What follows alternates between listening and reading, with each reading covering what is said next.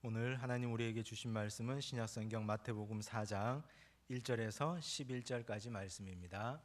마태복음 4장 1절에서 11절까지의 말씀입니다. 하나님 우리에게 주신 말씀을 저와 여러분이 한 절씩 교독하겠습니다. 제가 먼저 1절을 읽습니다. 그때 예수께서 성령에게 이끌리어 마귀에게 시험을 받으러 광야로 가사 시험하는 자가 예수께 나와서 이르되 네가 만일 하나님의 아들이거든 명하여 이 돌들로 떡덩이가 되게 하라.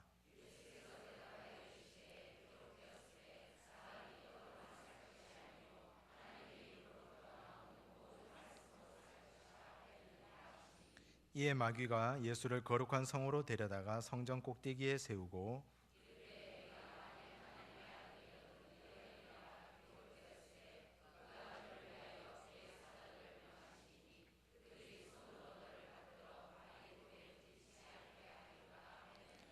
예수께서 이르시되 또 기록되었으되 주 너의 하나님을 시험하지 말라 하였느니라 하시니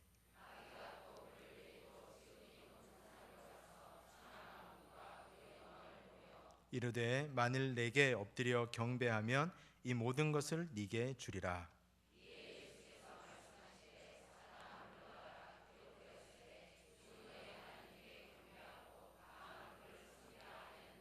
함께 읽습니다. 이에 마귀는 예수를 떠나고 천사들이 나와서 수종드니라. 아멘. 3일간 잘 지내셨습니까? 매일 새벽 보는 얼굴도 있고 3일마다 뵙는 얼굴도 있고 또 주일날 또 매일 이렇게 뵙는 얼굴도 있고 참 반갑고 귀하고 좋습니다. 제가 이렇게 좋은데 하나님은 얼마나 좋으시겠습니까? 주회전에 나와서 말씀 듣기 절개하시고 또 주회전에 나오셔서 찬양하기 좋아하시고 또 이전에서 주시는 귀한 은혜를 삶의 자리에서 가지고 나가서 실천하시는 우리 중앙의 백성들에게 하나님 은혜가 넘치기를 바랍니다. 우리가 수요일마다 교회에 대한 이야기를 함께 나누고 있는데 이제는 정리정돈이 다 되실 겁니다. 제가 무슨 말 하려는지 다 아시죠? 처음에 부르심, 그 다음에 교회는 훈련하심, 그 다음 보내심.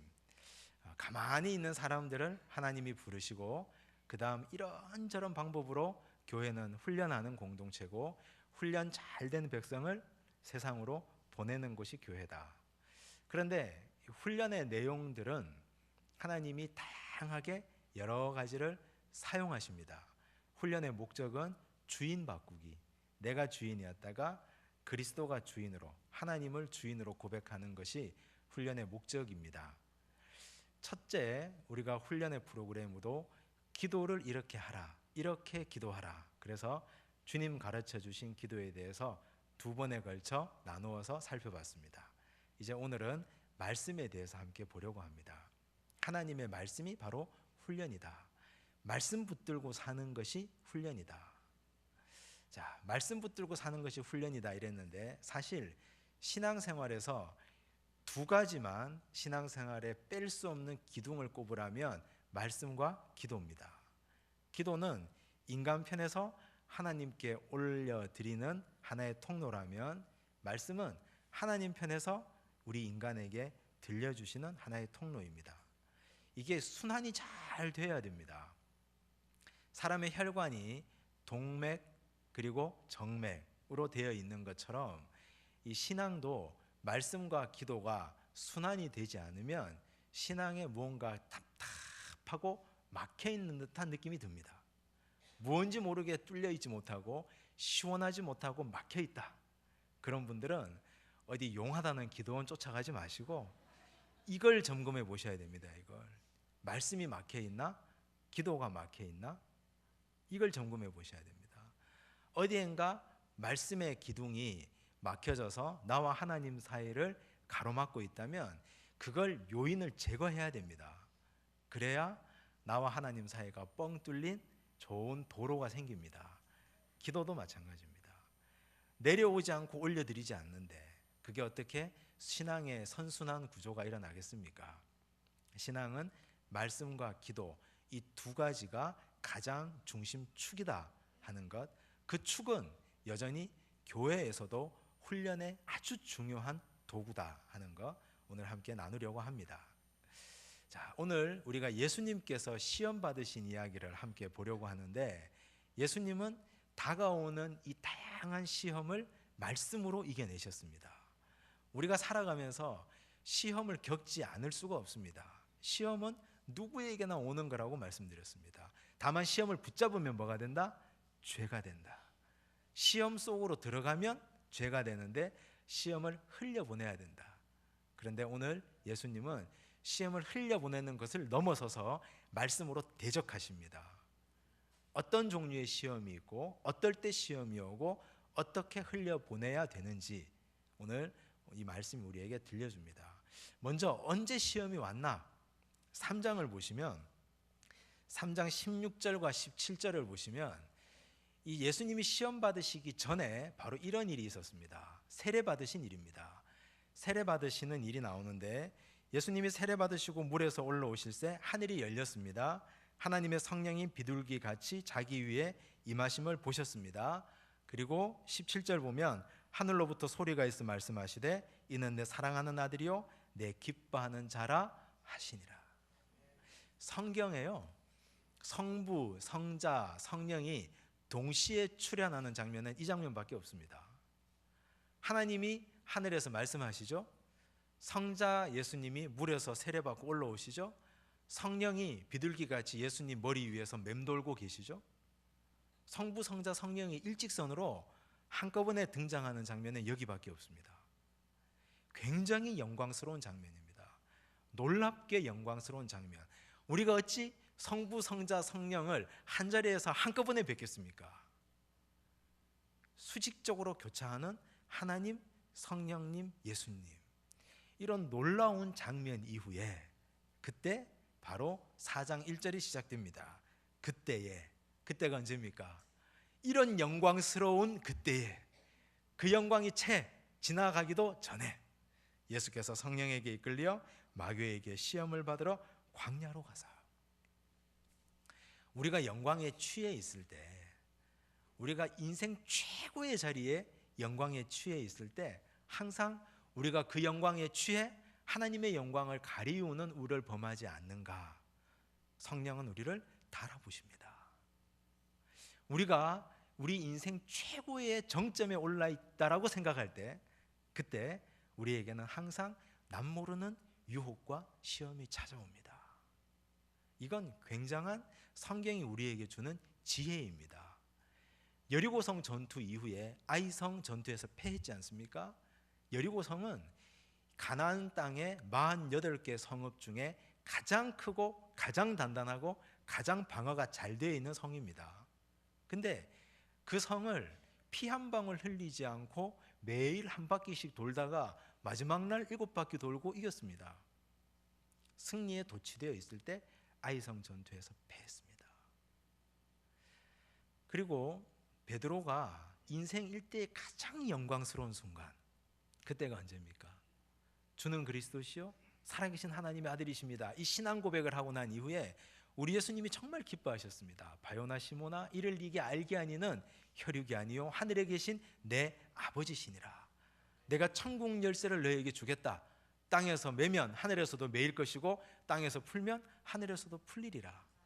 그런 놀라운 약속을 하신 이후에 곧장 돌아서서 주님께서 순환 예고를 하시는데, 베드로가 안 됩니다 하다가 사탄아 내 뒤로 물러가라. 사탄 소리를 들었습니다. 이게 일생일대 가장 영광스러운 순간 이후에 오는 시험입니다. 그래서 선줄로 생각하는 자는 넘어질까 조심하라. 성경 말씀이 우리에게 그렇게 교훈하고 있습니다. 그래서 우리에게 오는 시험은 여러 종류의 시험이 있는데 일생일대 가장 기쁘고 행복한 순간, 그때 조심하셔야 됩니다. 그때 깨어 있어야 됩니다. 그때 하나님께 찬양하고 기도하고, 어떤 식으로 우리에게 사탄이 치고 들어올지 모르기 때문에 그때 항상 말씀으로 마음의 방어벽을 쌓고 오기만 해봐라, 내가 이 말씀으로 너를 물리치리라, 이런 결단을 가지고 사탄의 시험을 대비하고 계셔야 됩니다. 첫 번째 시험입니다. 이렇게 얘기합니다. 3절 보십시오. 함께 읽겠습니다. 시작. 시험하는 자가 예수께 나와서 이르되 네가 만일 하나님의 아들이거든 명하여 이 돌들로 떡덩이가 되게 하라.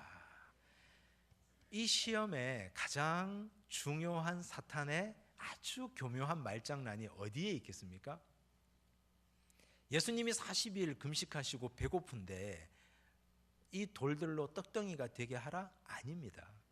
이 시험에서 가장 교묘한 사탄의 말장난은 네가 만일 하나님의 아들이어든 이 말입니다.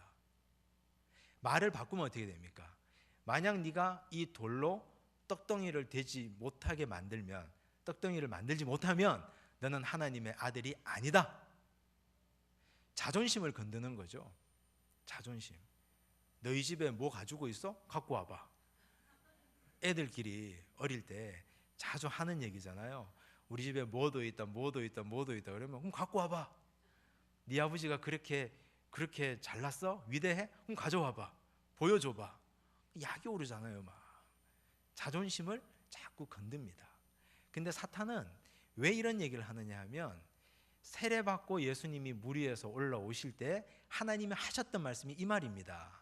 이는 내 사랑하는 아들이요 내 기뻐하는 자라. 하나님이 내 사랑하는 아들이라고 하셨기 때문에, 그러면 하나님이 너 사랑한다며, 하나님이 너 사랑하는 아들이라며, 그러면 이 돌로 떡을 만들어봐. 이거 굉장히 자존심 상하는 얘기입니다.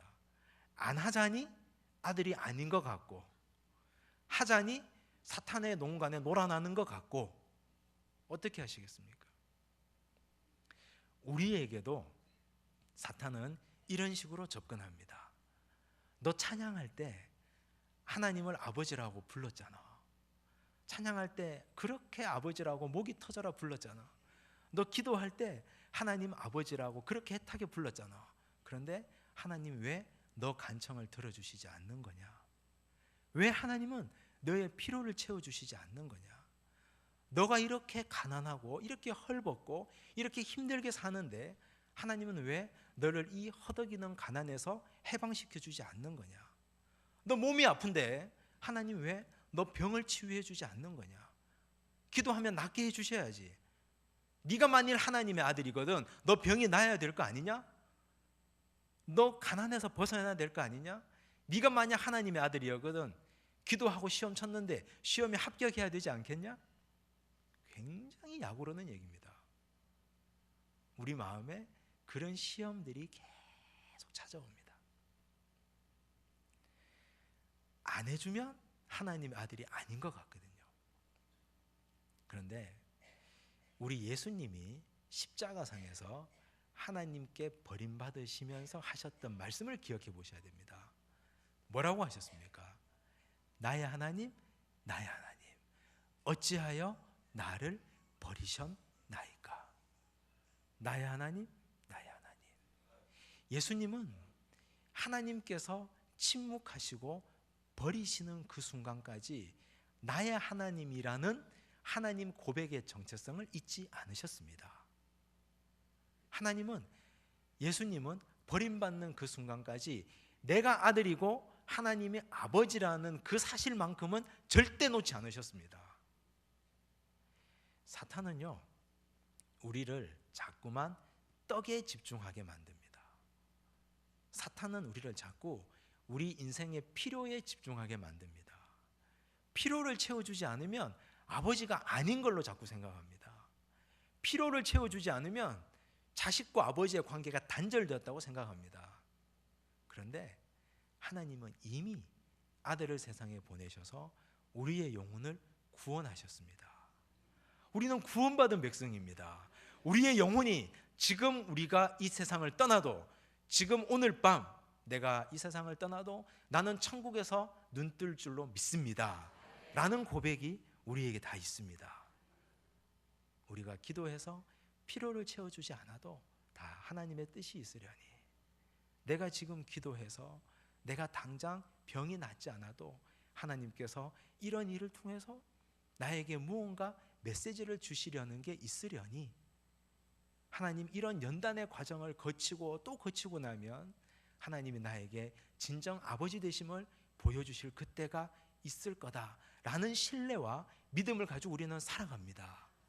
그걸 붙잡는 것이 우리의 믿음이고, 말씀은 우리에게 떡에 집중하지 말고 생명의 말씀에 집중하라고 우리를 끊임없이 격려하고 가르칩니다. 부모가, 육신의 부모도 그렇습니다. 육신의 부모가 자녀 학비 제때 주지 못한다고, 내가 원하는 옷 사주지 못한다고, 내가 원하는 대로 인생의 필요를 채워주지 않는다고 부모가 아닌 건 아니지 않습니까? 이미 나를 낳아주셨는데, 나를 낳아주시고 나를 여기까지 길러주시고 나에게 지금까지 이 모습까지 건강하도록 돌봐주셨는데, 내 부모가 내 부모임에 틀림없습니다. 내 부모가 아니라고 할 수가 없는 겁니다. 육신의 부모도 이러한데 하나님은 이미 그 아들 예수를 이 땅에 보내셔서 나를 영혼 구원 얻게 하셨습니다. 그런데 우리는 떡을 주시지 않으면, 내 인생의 필요를 채워주지 않으면 그분이 내 하나님이 아니라고 하다니요. 절대 있을 수 없는 얘기입니다. 우리 주님이 이렇게 말씀하십니다. 4절 말씀입니다. 함께 보시겠습니다. 예수께서 대답하여 이르시되 기록되었으되 사람이 떡으로만 살 것이 아니요 하나님의 입으로부터 나오는 모든 말씀으로 살 것이라 하였느니라 하시니, 하나님의 입으로 나오는 말씀, 너의 영을 살리는 말씀이 너 인생의 근본이란다, 이 말씀입니다. 필요는 그 다음이란다. 우리는 육에 집중하지 않고 영에 집중하는 인생들 되시기를 바랍니다. 예수님께서 사탄이 깐죽거리면 기분 나쁘잖아요. 예수님이 힘이 없겠습니까? 사실 저는 이 본문을 늘 읽으면서도 예수님이 하늘에서 천사를 하나 불러다가 얘 너무 귀찮게 깐죽거리는데 그냥 잡아다가 저기 좀 어디 버려버려라, 충분히 이럴 수 있는데 우리 주님이 우리에게 어떻게 사탄의 괴계에 대응하는지를 보여주시는 겁니다. 그래서 주님이 어떻게 말씀하셨느냐? 기록되었으되, 신명기 8장 3절의 말씀을 인용하면서 기록되었으되, 하나님의 말씀을 가지고 와서 사탄의 괴계를 능히 멸하십니다. 사탄이 우리에게 아들됨을 의심하게 한다면, 우리의 필요 가지고 필요가 즉시 채워지지 않을 때 내 마음속에 하나님이 아버지가 아닌 것처럼 여겨진다면 우리도 하나님의 말씀을 끄집어내서 기록되었으되 사람은 하나님의 말씀으로 사는 것이지 떡으로 사는 것이 아니다, 이렇게 선포하시기를 바랍니다. 두 번째, 이제 사탄은 더 간계한 계계를 세웁니다. 5절 보시면 마귀가 예수를 거룩한 성으로 데려다가 성전 꼭대기에 세웠습니다. 6절 함께 읽습니다. 이르되 네가 만일 하나님의 아들이여든 뛰어내리라, 기록되었으되 그가 너를 위하여 그의 사자들을 명하시리니 그들이 손으로 너를 받들어 발이 돌에 부딪히지 않게 하리로다 하였느니라.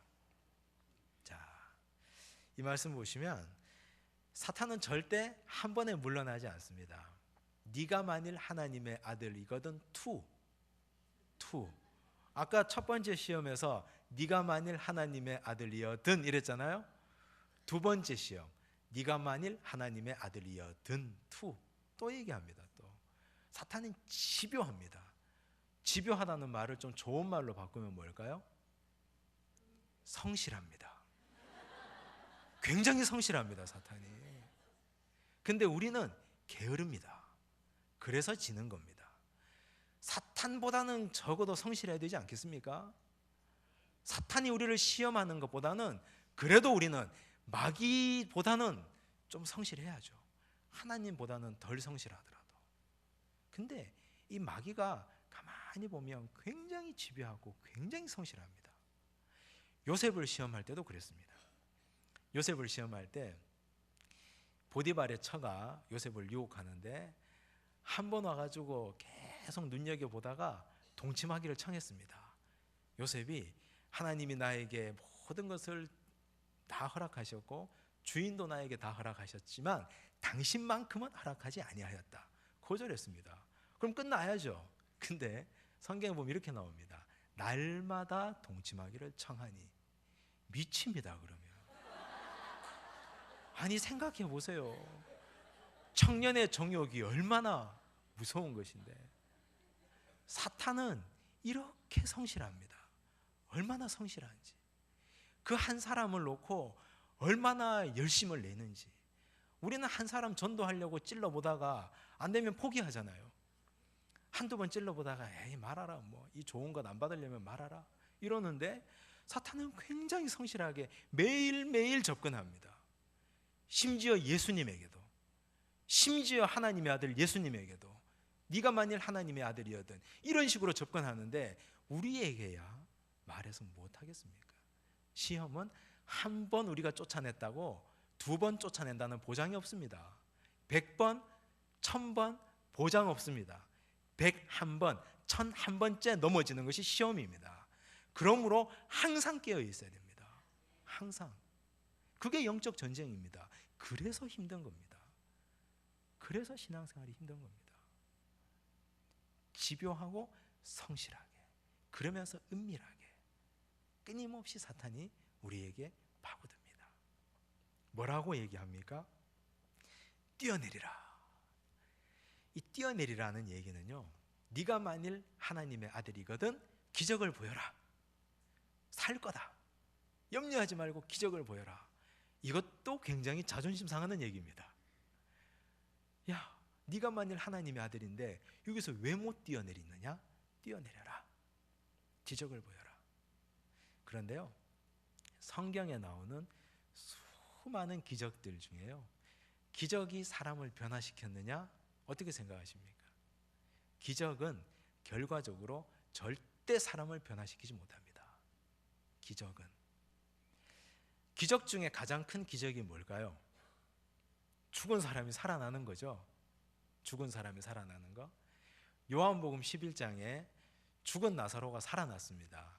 그것도 무덤에 있은 지 나흘 만에 살아났습니다. 그런데 요한복음 11장을 자세히 읽어보시면 유대 종교 지도자들이 나사로가 살아난 날부터, 그날부터 예수를 죽이려고 모의하니라. 참 희한하죠. 아니 죽은 사람이 살아났는데, 그것도 그냥 죽었다가 살아난 게 아니고 장례 지낸 지 나흘 만에 살아났는데, 다 믿어야 정상인데, 그런데 그때부터 예수를 죽이려고 모의하니라. 더 강팍해졌습니다. 기적은 절대 사람을 변화시키지 못합니다. 우리가 변화된 거 한번 보십시오. 내가 변화된 것, 하나님의 말씀에 가랑비에 옷 젖는 듯이 매일매일 조금씩 조금씩 변화되어서 여기까지 온 것이지, 우리 인생의 획기적인 변화로, 기적적인 변화로 우리가 한 번에 뒤집어져서 사람의 속사람부터 겉사람까지 한 번에 껍데기까지 바뀐 사람이 누가 있습니까? 기적은 사람들에게 서프라이즈, 놀라움을 줄 뿐, 그 놀라움은 경외감을 줄 뿐, 사람의 속사람을 변화시키지 못합니다. 하나님의 말씀은 운동력이 있어 영과 홍과 관절과 골수를 찔러 쪼갠다 그랬습니다. 하나님의 말씀이 운동력이 있습니다. 우리의 영혼, 관절, 골수까지 찔러 쪼개는 놀라운 능력입니다. 그런데 사탄은 우리에게 기적을 보이라고 합니다. 기적이 얼마나 멋있습니까? 강단에서 보이는 기적, 성전에서 병든 자가 일어나는 기적, 얼마나 신비스럽게 보이고 얼마나 좋습니까? 그러나 신비주의로 일어난 교회, 우리가 그 결말들을 여러분들 잘 알 수 있습니다. 주변에 얼마나 많은지 모릅니다. 신비주의는 사람을 변화시키지 못합니다. 한 사람을 스타로 만들 수 있을지언정 하나님께 집중하지 못하게 만듭니다. 오늘 예수님께서도 그렇게 대응하셨습니다. 기적을 주님은 보여주지 않으셨습니다. 또 하나 사탄이 여기서 얘기하는 걸로 통해서 우리가 알 수 있는 것, 사탄도 어떻게 얘기합니까? 뛰어내리라 다음에 기록되었으되. 시편 91편 말씀을 인용합니다. 우리가 여기서 이 말씀을 가지고 해석할 이유는 없습니다. 뭐 해석도 할 수 있지만 그럴 시간도 없고 그럴 필요도 없습니다. 우리가 여기서 알 수 있는 건 사탄이 말씀을 많이 알고 있다는 겁니다. 예수님이 기록되었으대로 첫 번째 시험을 물리치니까 사탄도 하나님의 말씀을 가지고 와서 기록되었으되 뛰어내려 봐라, 천사들이 너의 발을 받들어 네가 다치지 않게 할 것이다. 시편 91편 말씀, 이 말씀이 있거든요. 말씀을 자기 임의대로 인용합니다. 신천지 얼마나 열심히 말씀 공부하는지 모릅니다. 자기들이 원하는 말씀만 찍어서 공부해서 그렇지 이단들이 얼마나 열심히 성경을 외우는지 모릅니다. 우리가 교회에서 교인들끼리 분쟁할 때, 우리가 교회에서 사람들 뒷담화할 때, 우리가 뒤에서 쓸모없는 일에 우리의 에너지를 낭비할 때, 그때 이단들은 얼마나 자기들이 말씀을 갈고 닦는지 모릅니다. 사탄이 이런 짓을 합니다. 그래서 우리를 미혹합니다. 우리가 하나님의 말씀에 대해서, 적어도 하나님의 말씀에 대해서 말씀으로 얘기하면 말씀으로 아니라고 할 정도는 알아야 되지 않겠습니까? 우리가 어느 정도 하나님의 말씀을 외우고 있는지, 우리가 어느 정도 하나님의 말씀에 대해서 정확하고 바르게 알고 있는지, 오늘 우리가 성경만 들고 가방만 들고 교회당 문을 드나들고 있지는 않은지, 시간이 되어서 직분에만 눈이 멀고 직분 받지 못한다고 우리가 서로 원망하며 가슴 아파하며 살고 있지는 않았는지, 내가 하나님의 말씀을 이렇게 알지 못한 것이 원통하고 내가 하나님의 말씀을 바로 깨닫지 못한 것이 억울해서 그래서 울어야 되는데 그놈의 직분이 뭐라고? 직분 때문에 가슴 아파하고 교회에서 뭐 하는 것 때문에 가슴 아파하고, 이건 전혀 성경적이지 않습니다. 우리는 말씀을 제대로 알지 못해서 울어야 되고 말씀을 제대로 알아서 웃어야 되고, 그래서 사탄과 능히 대적할 수 있는 영적 능력을 갖추는 것이 성도의 가장 중요한 역할입니다. 그래야 내가 삽니다. 나를 살리기 위해서 하나님은 이 말씀을 우리에게 주시는 거죠. 사탄이 이렇게 대적하는데 우리는 어떻게 대응하겠습니까? 저는 그 신천지 이단들을 보면서요, 사람들이 신천지에 대해서 공부하는 걸 제가 많이 봤습니다. 신천지는 뭐가 틀렸고 뭐가 문제고, 신천지의 종말론이 어떻고, 신천지의 교회론이 어떻고, 신천지는 어떤 걸 얘기하고, 목사에게 그걸 많이 묻는 사람도 봤고요, 그걸 공부하는 사람을 봤습니다. 전 그거 정말 한심하게 생각합니다. 왜 한심하냐? 자기 걸 열심히 공부하면 됩니다.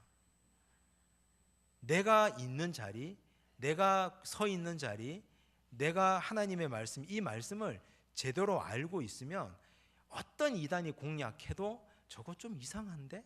아닌데? 하는 감이 옵니다.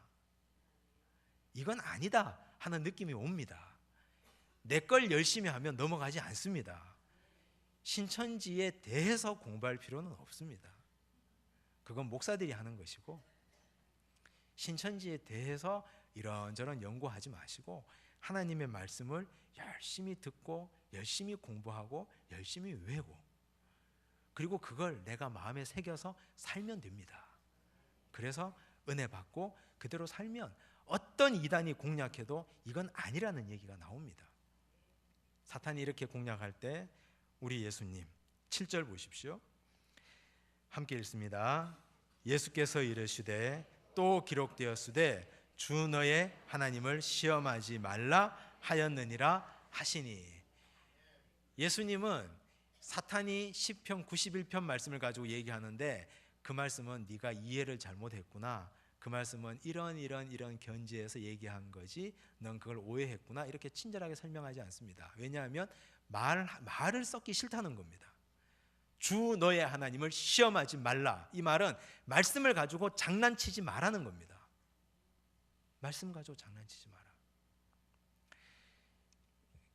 JMS 정명석 아시죠? 정명석과 통일교 원리 강론이 거의 이단의 그 뿌리가 같습니다. 근데 신천지도 통일교에서 흘러나온 하나의 뿌리인데, 거기는 성경 해석의 원리를 마태복음 13장 비유론에서 찾고 있습니다. 마태복음 13장을 보면 예수께서 이 모든 말씀을 비유가 아니면 말씀하지 아니하셨더라, 이런 말씀이 나옵니다. 그 말씀한 한 절을 똑 떼서 가지고 옵니다. 그리고 나서 자기들의 모든 성경 해석의 원리로 얘기합니다. 봐라, 성경 말씀은 다 비유라고 예수님이 말씀하셨지 않느냐. 성경 말씀에는 사실이 없다, 다 비유다. 선악과도 비유고, 또 에덴 동산도 비유고, 노아의 홍수도 사실이 아니고 비유다, 그렇게 얘기합니다. 그럴듯하죠. 그러면 많이 배운 사람들 중에, 많이 배워서 머릿속에 가득 뭔가 들어있는 사람들 중에 이건 너무 신화 같다, 너무 사실이 아닌 것 같다 라고 생각했던 대학생들, 또 지식인들 중에는 그런 얘기를 듣고, 그렇지, 어떻게 성경이 에덴 동산이 사실이야, 선악과 같은 그런 옛날 얘기 같은 게 어떻게 사실이야, 어떻게 노아의 홍수가 있을 수 있었어, 바벨탑 말도 안 되는 소리야, 했던 이야기들이 한눈에 풀리는 겁니다. 그러면서 그걸 자기들의 방식으로 비유 풀이를 해줍니다. 성경의 역사성을 배제한 해석들입니다. 근데 그건 마태복음 13장을 전체적으로 보지 못한 오류입니다. 마태복음 13장은 천국 비유의 이야기입니다. 천국 가본 사람 있습니까? 예수님밖에 본 사람이 없습니다. 마태복음 13장은 천국 비유를 다 모아놓은 얘기입니다. 가본 자가 없고 본 자가 없기 때문에 주님께서 천국을 얘기하실 때는 천국은 마치 이렇게 말씀하시는 겁니다. 천국은 마치 진주장사와 같다. 천국은 마치 또 어떤 자가 밭에서 보화를 발견한 것과 같다. 천국은 마치, 천국 이야기를 마태복음 13장에 가득 갖다 놓은 겁니다. 천국 얘기를 할 때만 우리 주님은 비유로 말씀하셨습니다. 그런데 그걸 전체 성경의 해석의 원리인 양 그것만 한 절 똑 떼서 성경의 원리로 얘기하고 있습니다. 얼마나 위험하고 얼마나 사악한지 모릅니다. 그런 자들에게 주께서 말씀하십니다. 주 너의 하나님의 말씀을 가지고 사람들은 미혹하지 말고 시험하지 말라. 장난하지 마라. 말씀 가지고 장난하지 마라. 단호하게 주께서 말씀하십니다. 세 번째, 8절 말씀 보시면 마귀가 또 그를 데리고 지극히 높은 산으로 가서 천하만국과 그 영광을 보여 이르되 만일 내게 엎드려 경배하면 이 모든 것을 네게 주리라. 이건 굉장히 치명적인 유혹입니다. 왜 치명적인 유혹이냐? 일단 보여줬습니다. 보여줬잖아요. 사람의 이 감각 중에 가장 이 혼돈이 많이 오는 감각이 시각입니다. 이 손가락으로 해를 가릴 수 있잖아요. 손가락으로 손바닥으로도 달을 가릴 수가 있습니다. 그리고 물에 막대기를 넣으면, 투명한 유리컵에 막대기를 넣으면 굽어 보입니다. 빛의 굴절 현상 때문에. 사실은 직선인데 우리 시각은 굉장히 왜곡의 가능성이 많은 것이 우리의 눈입니다. 그런데 보여줬습니다. 유혹되기 좋습니다. 보여주고 그 다음에 얘기합니다. 한 번만 절하면 이 모든 천하 만국을 너에게 주겠다. 여기 아무도 없지 않느냐? 딱 한 번만, 딱 한 번만. 이 굉장히 피하기 힘든 유혹입니다. 일단 보면 견물생심, 그 다음에 또 딱 한 번 일확천금. 견물생심, 일확천금. 누구나 가지고 있는 욕망입니다. 누가 피땀 흘려 평생 일하고 싶습니까?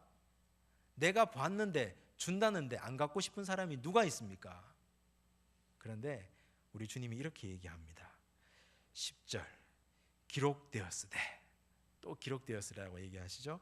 주 너의 하나님께 경배하고 다만 그를 섬기라 하였느니라.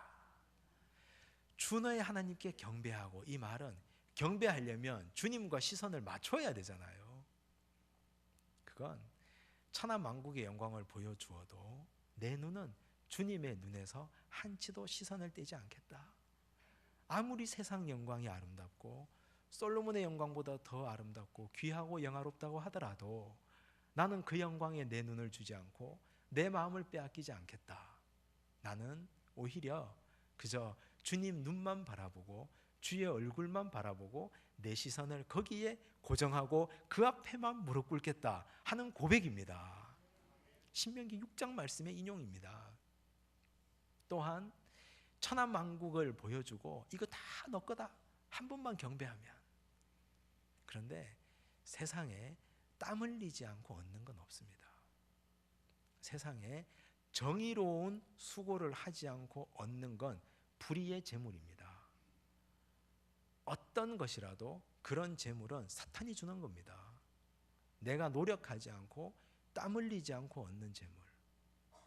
오늘 이 시대가 왜 정의로운 세대가 아니라고 얘기하느냐 하면 땀 흘려 일해도 땀 흘려 일하는 만큼의 수고의 대가를 얻을 수 있는 없는 세상이 되어버렸고, 또 땀 흘려 일하는 사람이 비웃음을 받는 세상이 되어버렸기 때문입니다.